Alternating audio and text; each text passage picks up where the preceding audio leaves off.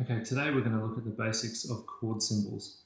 And chord symbols are so very important because they tell you the progression or the foundation or the underlying harmony of any tune.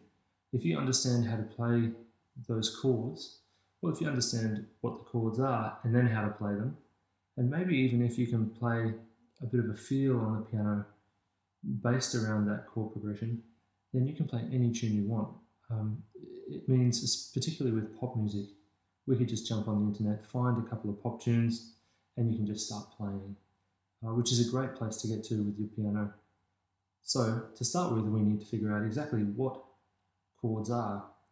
So on the piano, or in music in general, you have individual notes. So for example, that is a note.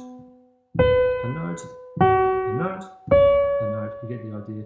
We also call them a pitch or a tone, but yeah, generally just a note.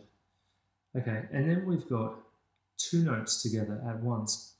So this could be an example of two notes at once, or.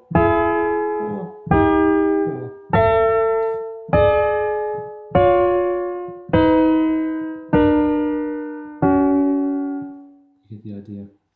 Now, if we've got two notes at once, generally we call them an interval. A more academically correct term might be a dyad, but I think interval will do for this purpose. Let's call them intervals. So one note is a pitch or a note. Two notes, we're going to call them an interval. Now, if we've got three notes together, that's when you can say you've got a chord. And most of the time it's a chord. There's a couple of exceptions, trying to think of the word.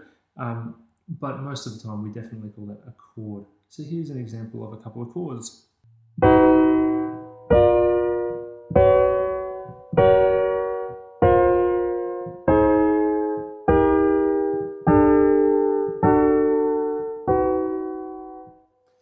So anytime you've got three notes together at once, that's a chord. So just to recap, one note is a note. Two notes, we're going to call them an interval. Three notes, we're going to call that a chord. So now that you know what chords are, let's move on and have a look at some chord symbols that you're going to come across.